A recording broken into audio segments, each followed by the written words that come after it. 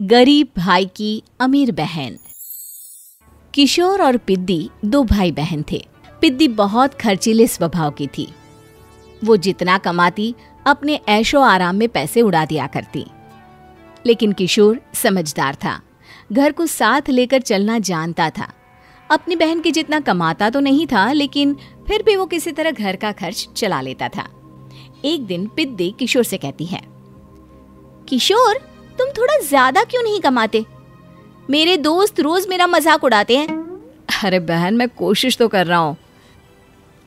अच्छा सुनो, अगले महीने रक्षाबंधन है, मुझे सोने का हार चाहिए, इससे कम कुछ भी ना लूंगी। अरे दिला दूंगा बहन। किशोर को पूरी रात नींद नहीं आती। उसके दिमाग में बस ये चल रहा था कि उसकी माली हालत इतनी बिगड़ चुकी है, अब वो सोने का हार कहाँ से लाएगा। अगले दिन किशोर सुबह सुबह घर से ये बोलकर निकल गया कि पिद्दी, मैं गांव से बाहर जा रहा हूँ, कुछ दिन घर नहीं आऊंगा। किशोर ने अपने काम के साथ साथ फेरी में कपड़े बेचने भी शुरू कर दिए, जिससे वो ज्यादा से ज्यादा पैसे कमा सके। रात में वो एक बिल्डिंग की चौकीदारी भी करने लगा। अपने काम से थोड़ा बहुत समय निकालकर बस कुछ घंटे की नींद ले पाता था। और कब वो कुछ दिन एक महीने में बदल गए और रक्षाबंधन भी आ गया, पता ही नहीं चला। लेकिन किशोर अभी तक घर वापस नहीं लौटा। जहां वो काम करता था, पिद्दी के नाम का गुल्लक रखा हुआ था। किशोर ने उस गुल्लक को फोड़ा और सारे पैसे इकट्ठा करके एक सोने का हार खरीद लिया। घर में पिद्दी किशोर का इंतजार कर रही थी। तभी किशोर आता है। कहाँ चले गए थे? 4 दिन का कहा था और 1 महीने से पता नहीं कहाँ गायब हो गए थे। मैंने बस एक हार मांगा था और तुमने तो घर ही छोड़ दिया। अरे मुझे थोड़ा काम मिल गया था। कुछ नहीं, सब समझती हूँ, बहाने थे तुम्हारे। अपनी बहन के लिए इतना भी नहीं कर सकते, कैसे भाई हो? चलो यहाँ बैठो, राखी बांधती हूँ। पिद्दी ने किशोर को राखी बांधी। वैसे ही किशोर ने अपनी बहन के हाथ में सोने का हार रख दिया। उसकी खुशी का कोई ठिकाना नहीं था।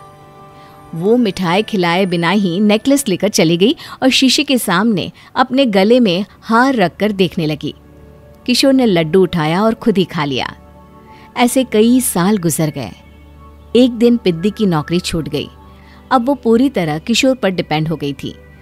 आए दिन किशोर को अपने महंगे महंगे शौक गिनाकर उससे पैसे मांगा करती थी। किशोर, कुछ पैसे देना, मुझे पार्लर जाना है। किशोर बिना कुछ बोले उसे पैसे दे देता। ये क्या, 500? अरे इतने में तो मुझे पार्लर में एंट्री मिलेगी बस। अच्छा, देता हूँ ना ज्यादा। अरे कैसे भाई हो, अपनी बहन के लिए इतना भी नहीं कर सकते। किशोर ने जेब से 2000 का नोट निकाला और उसे दे दिया। किशोर गरीबी में रह लेता था, लेकिन अपनी बहन को कभी कोई कमी नहीं होने देता था।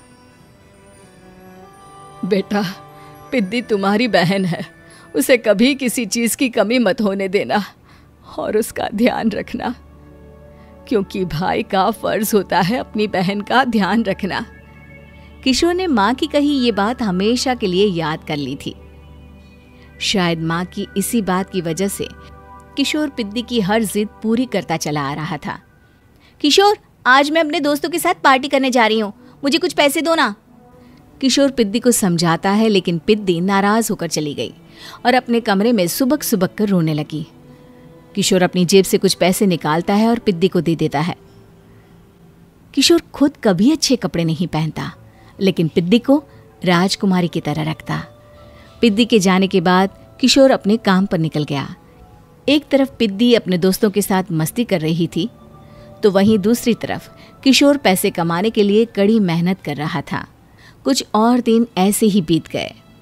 एक दिन पिद्दी एक लड़के को लेकर घर आई और उसे किशोर से मिलवाया। किशोर, मुझे इस लड़के से शादी करनी है, लेकिन इनके मम्मी पापा बोल रहे हैं कि उनको दहेज में एक कार चाहिए, तभी वो मेरा और पंकज का रिश्ता कबूल करेंगे। लेकिन बहन, कार खरीदना कोई सब्जी खरीदने के बराबर तो नहीं है। अरे कैसे भाई हो तुम, अपनी बहन के लिए इतना नहीं कर सकते? देखो, मैं ज्यादा इंतजार नहीं कर सकती, तुम्हें 1 साल में मेरे लिए कार खरीदनी ही होगी।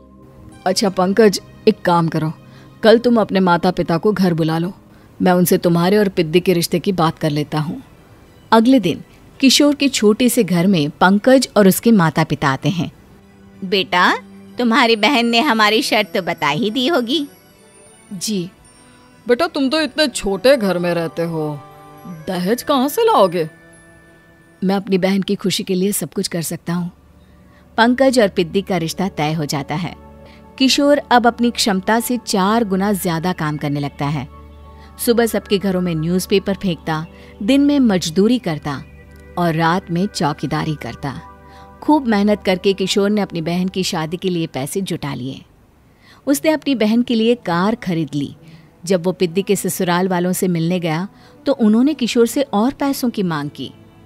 इस बार किशोर हार चुका था। पिद्दी माफ करना, मैं तुम्हारी शादी उस लड़के से नहीं कर सकता। वो लालची लोग हैं, उन्हें सिर्फ पैसों से मतलब है। देखो किशोर, मैं पंकज से ही शादी करूंगी। क्योंकि पिद्दी ने तो किशोर की बात न मानने की जैसे कसम खा रखी थी। किशोर ने पंकज को घर बुलाया। पंकज, तुम अपने माता पिता को समझाते क्यों नहीं हो? भैया, वो हमारी शादी के लिए मान गए, मेरे लिए तो यही बहुत बड़ी बात है। हम एक काम कर सकते हैं, दहेज की रकम में से कुछ पैसे मैं आपको दे देता हूँ। अरे लेकिन समाज वाले क्या कहेंगे? अरे जब दुनिया को पता चलेगा तब ना। अच्छा, कुछ पैसे मैं अपने मालिक से कर्ज में ले लेता हूँ। कुछ पैसे पंकज देता है, कुछ वो कर्जा लेता है और अपनी उम्र भर की कमाई वो अपनी बहन की शादी में लगा देता है। आखिर में पंकज और पिद्दी की शादी हो जाती है। पिद्दी की विदाई के बाद किशोर बिल्कुल अकेला पड़ जाता है। अब उसका कमाने में भी मन नहीं लगता। उधारी वाले रोज घर में आकर बैठ जाते हैं। अरे किशोर, अब तो पिद्दी की शादी को 5 साल हो गए, अब तो हमारा पैसा लौटा दो। चाचा, पिद्दी के जाने के बाद किसी भी काम में मन नहीं लगता। अरे तो हमारा पैसा कैसे वापस मिलेगा?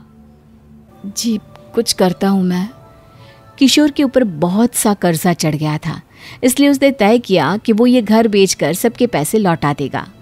अगली सुबह शहर के किसी साहूकार को उसने अपना घर बेच दिया और सबके पैसे लौटा के वो गांव छोड़कर चला गया। पिद्दी ने शादी के बाद कभी अपने भाई का हाल तक नहीं पूछा। किशोर को फर्क नहीं पड़ता था, बस ससुराल में उसकी बहन खुश है ये जानकर उसे खुद की खुशी मिलती थी और ये सोचकर कि उसने माँ से किया हुआ वादा पूरा कर दिया।